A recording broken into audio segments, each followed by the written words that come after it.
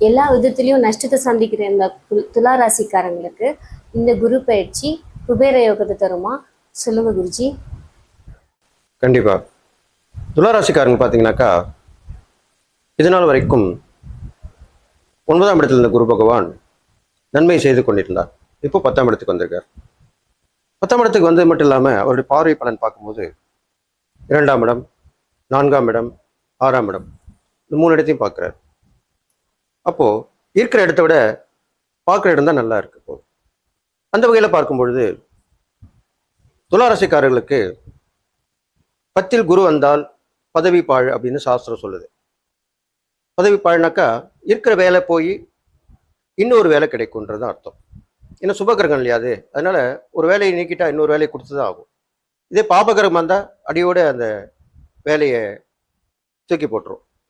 வேலை வெட்டி இல்லாமல் வீட்டில் சும்மா உட்காந்துருக்கோன்னு கேள்விப்பட்டிருப்பீங்களா நிறைய பேர். நான் எவ்வளோ முயற்சி பண்ணுறேன், வேலை கிடைக்கல, எங்கெங்கேயோ போயிட்டு வரேன், ஆனால் வேலை வெட்டி இல்லாமல் சும்மா தான் இருக்கேன், எல்லாம் திட்டுறாங்க, பேசுகிறாங்க, அப்படிதான் சொல்ல கேள்விப்பட்டிருப்போம். ஆனால் இது சுபகரமாக இருக்கிறனாலையும் உச்ச குரு வீட்டில், உச்ச குரு அதாவது அந்த வீட்டில் வந்து உட்கார்ந்தால உச்ச குருவாக சொல்லப்படுகிறார். அப்போ அது 10ஆம் இடத்துல இருக்கும்போது அப்படி மாற்றங்கள், நல்ல மாற்றங்களாக கொடுக்கும். வேலை போனால் கூட இன்னொரு வேலை கிடைக்கும், தொழில் வியாபாரம் எல்லாமே மாற்றங்கள் ஏற்படும். அது மாதிரி செஞ்சிருவார். அது ஒரு நல்ல மாற்றமாக தான் இருக்கும். இருந்தாலும் எது எப்படி இருந்தாலுமே அந்த 10ல் உள்ள குருவுடைய தன்மையை கொடுக்கத்தான் செய்வார். அப்போ அந்த காலத்தில் என்ன சொல்லுவாங்கன்னா, 10ல் குரு இருந்தப்போ தான் சிவபெருமான் பிச்சை எடுத்து வாழ்ந்தார். அதுக்கு பேர் தான் பிச்சாடனார் அப்படின்னு சொல்லுவாங்க. தெய்வமே இந்த மாதிரி பிச்சை எடுத்திருக்கார். அதெல்லாமே அவருடைய திருவிளையாடல் தான். அவர் வேணும்னு பண்ணல. அவருக்கு அந்த மாதிரி மக்களுக்கு உணர்த்த தான் அந்த மாதிரி நிறைய திருவிளையாடல்கள் புரிந்திருக்கிறார். அதில் அது ஒரு வகை. அப்போ அந்த மாதிரி ஒரு விஷயம் நடக்கும். அப்படி அது எப்படின்னு கேட்டிங்கன்னா என்ன சொல்லுவாங்க, 4 இடத்துல போயிட்டு உதவி கேட்பீங்க. இது மாதிரிலாம் உங்களுடைய திறமை இருந்தும் உங்களால் சம்பாதிக்க முடிகின்ற துணிவு எண்ணங்கள் இருந்தாலுமே ஒருத்தர் போய் உதவி கேட்டுக்கிட்டே இருப்பீங்க. அப்போ அவங்க என்ன சொல்லுவாங்க, இதெல்லாம் ஒரு பழைப்பான்னு கேட்பாங்க. நம்ம போய் உதவின்னு தேடி போனாலே இப்படி தான் சொல்லுவாங்க. அந்த மாதிரி ஒரு நிலைமை தான் இப்போ இருக்கு உங்களுக்கு. அதை பற்றி கவலைப்பட வேணாம். 4 பேரோட உதவியால் நீங்கள் நல்லா வந்துடுவீங்க. நல்லவங்க செய்கிற உதவி நீங்கள் கேட்டால் அவங்க செய்யக்கூடிய உதவியாக இருந்தால் ஒரு பிரச்சனையும் இல்லை. செய்தவங்களுக்கு உதவி கொடுக்காதவங்க பற்றி கவலைப்பட வேணாம். நீங்கள் முயற்சி பண்ணிகிட்டே இருங்க. இந்த காலகட்டம் அப்படி தான் இருக்குது. நிறைய பேர்கிட்ட உதவி கேட்டு அது மூலிமா நீங்கள் வாழக்கூடிய வாழ்க்கை தான் அமைய போகுது. இது இல்லாமல் அவர் 2ஆம் இடத்தை பார்க்குறார் இல்லையா, அப்போது கண்டிப்பாக அதுக்குண்டான வருமானங்கள், உங்களுடைய குடும்பத்தை நடத்துறதுக்குண்டான வருமானங்கள் வந்து தான் போகும். கொடுக்கல் வாங்கல் சீராகும். குடும்பத்தில் ஓரளவுக்கு பிரச்சனை குறைஞ்சிரும். சுமூகமான உறவு ஏற்படும். கல்வியில் கொஞ்சம் வளர்ச்சி ஏற்படும். ஏற்கனவே இப்போலாம் பார்த்தீங்கன்னா அந்த காலத்தில் வந்து சப்ஜெக்டில் ஃபெயில் ஆகிட்டாக்கா மொத்த சப்ஜெக்டும் எழுதணும், அப்படி தான் இருந்தது பழைய காலத்து நடைமுறை. புதிய காலத்து நடைமுறையில் பார்த்தீங்கன்னாக்கா எந்த சப்ஜெக்ட் போயிட்டீங்களோ அது மட்டும் எழுதி பாஸ் பண்ணிடலாம். ஸோ அந்த மாதிரி அந்த விட்ட சப்ஜெக்டை, ஃபெயிலான சப்ஜெக்டை எழுதி பாஸ் பண்ணிடலாம். அதுக்குள்ள நேரம் தான் இப்போ வந்திருக்கு. இது மட்டும் இல்லை, உங்களுக்கு வேலைக்கோ தொழிலுக்கோ வியாபாரத்துக்கோ உண்டான படிப்புகள் இப்பெல்லாம் வந்து அந்த காலத்தில் வெறும் படிப்புன்றது அந்த துறை சார்ந்த படிப்பு மட்டும்தான் இருந்தது. இப்போ அப்படி இல்லை, எல்லா துறை சார்ந்த படிப்பும் வந்துடுது. ஆக்டிவிட்டீஸு, எக்ஸ்ட்ரா குவாலிஃபிகேஷன் என்னன்னு தான் கேட்பாங்க. நம்ம ஒரு டிகிரி முடிச்சிருந்தா கூட அது பிஜியாக இருக்கலாம், பேச்சுலர் கோர்ஸ்னுவாங்க, மாஸ்டர் கோர்ஸ்னுவாங்க, அது மாதிரி இருந்தாலும் கூட எக்ஸ்ட்ரா ஆக்டிவிட்டிஸ் என்ன பண்ணியிருக்கேன்னு தான் கேட்பாங்க. அப்போது அந்த மாதிரி படிப்புகளுக்கும் இப்போ வழி இருக்குது உங்களுக்கு துளாராசிக்காரங்களுக்கு. உங்கள் வேலை சார்ந்த படிப்பு, தொழில் சார்ந்த படிப்பு, வியாபாரம் சார்ந்த படிப்பு, அப்போது பிஸ்னஸ் சொல்கிறோம் இல்லையா, பிஸ்னஸ் கன்சல்டன்ட்டுக்கு படிக்கலாம், எம்பிஏ, பிபிஏ, எல்லாமே நிர்வாக சம்மந்தப்பட்ட படிப்புகள், பிகாம், தொழில் சார்ந்த படிப்புகள், ஆர்ட்ஸு, சயின்ஸு, கேட்ரிங், இது மாதிரி பல துறைகள் இருக்குது. அதெல்லாமே நீங்கள் படித்து இப்போ பாஸ் பண்ணிக்கலாம். அதுக்குள்ள நேரம் வந்துடும். அடுத்ததாக உங்கள் 4ஆம் இடத்தையும் பார்க்குறார். உங்கள் ராசிக்கு 4ஆம் இடத்தையும் பார்க்குறார். இப்போ 4ஆம் இடத்தை பார்க்கும்பொழுது உங்களுக்கு வீடு சம்மந்தப்பட்ட வகையிலே ஒரு நன்மையான விஷயம் நடக்கும். ஏற்கனவே கட்டி பாதியில் நின்று இருக்கும் வீடு கட்ட முடியாமல் அப்படிதான் கஷ்டப்பட்டு வந்தீங்க இல்லையா? அப்போது அதை கட்டுறதுக்கு உண்டான லோன் கிடைக்கும், இல்லைன்னா சொந்த பந்தங்கள் உதவி பண்ணுவாங்க, அது மூலிமா கட்டி முடிச்சிருவீங்க. அதெல்லாமே நடக்கும். இடம் வாங்கி போட்டிருப்பீங்க, அதில் வீடு கட்ட முடியாமல் இருக்கும், அதுக்குண்டான ஸ்டார்ட் பண்ணுவேன், பூஜை போட்டு ஆரம்பிப்பீங்க, இதுவும் நடக்கும் குருவின் பார்வையால் பல நாள். அடுத்ததாக பழைய வண்டியாக இருந்திருக்கும், நிறைய ரிப்பேர் பண்ணிகிட்டே இருக்கும், சரி புது வண்டி வாங்கணும்னு நினச்சிட்டு இருப்பீங்க, அதுவும் கிடைக்கும். இப்போ தான் ஈஸியாக இஎம்ஐயில் கிடைக்குது பாருங்கள், இன்ஸ்டால்மெண்ட்டில்.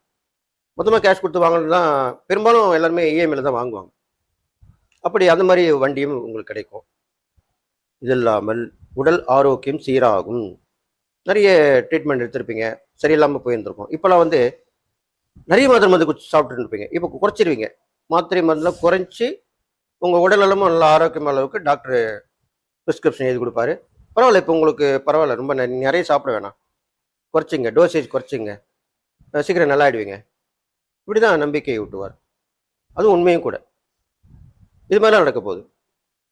அடுத்ததாக சொந்த பந்தங்கள், நட்பு உறவுகள் இவங்களுமே கொஞ்சம் விலகி போயிருந்திருப்பாங்க சில விஷயங்களால்.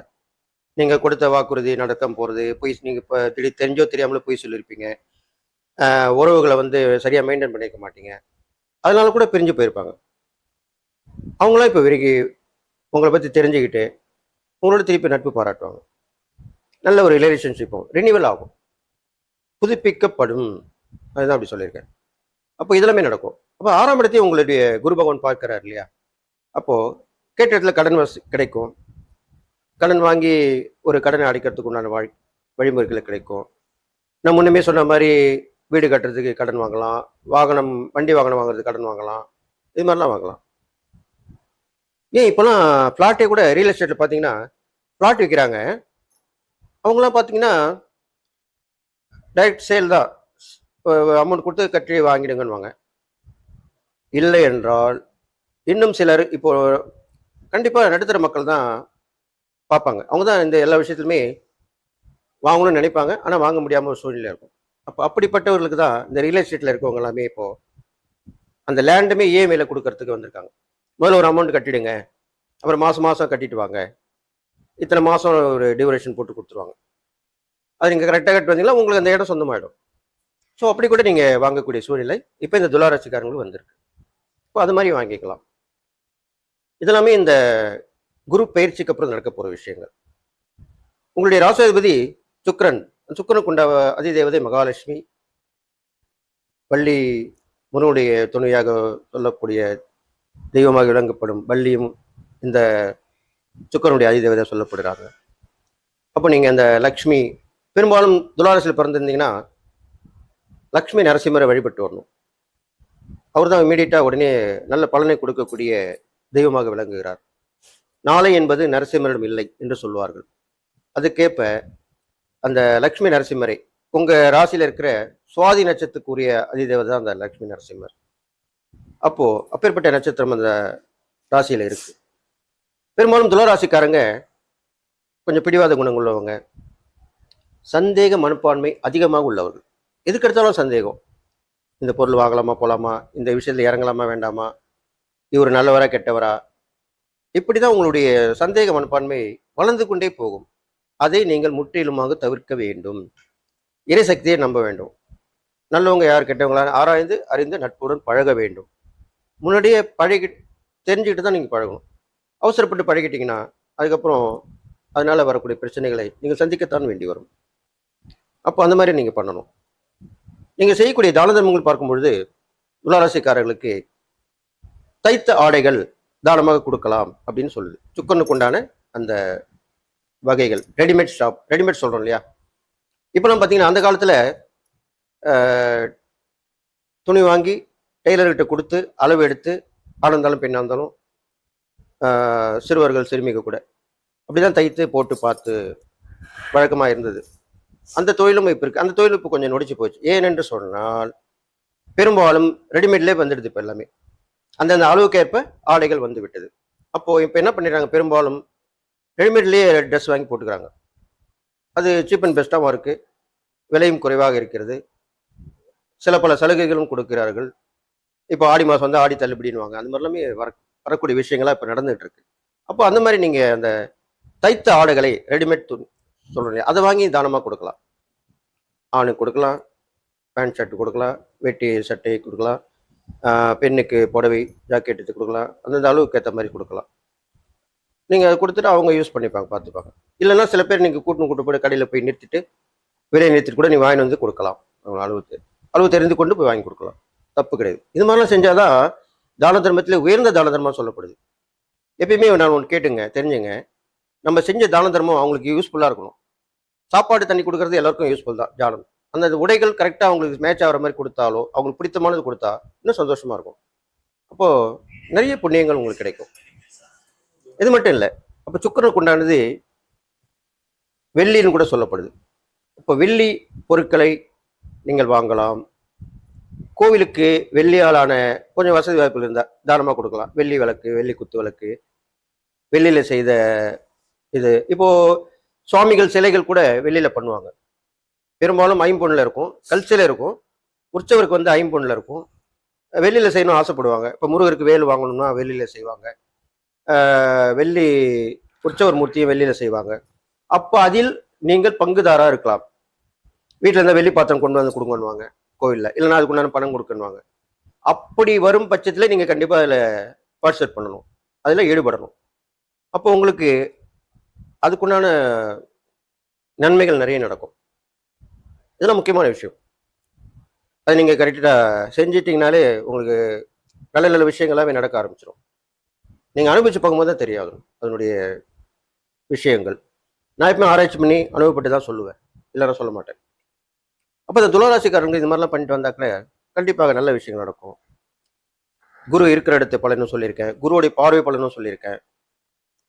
அப்போ கண்டிப்பாக இது சொல்லலாம், நீங்கள் காதில் வாங்கி கவனமாக நடந்து அந்த பரிகாரமும் செஞ்சு தானமும் செஞ்சு வந்தீங்கன்னா கண்டிப்பாக உங்களுடைய வெற்றி கண்டிப்பாக நிச்சயமாக உறுதி செய்யப்படும்.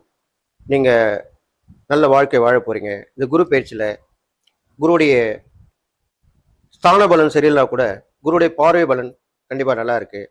அதை பயன்படுத்தி நீங்கள் வெற்றி பெற வேண்டும், நல்ல நிலைமைக்கு வரணும், நல்ல ஒரு முக்கியமான மனிதராக இந்த குரு பயிற்சிக்கு திகழ போறீங்கன்னு சொல்லி எல்லா நலமும் பெற்று நீங்கள் வாழ்வீங்கன்னு வாழ்த்து விடைபெறுகிறேன். நன்றி, வணக்கம்.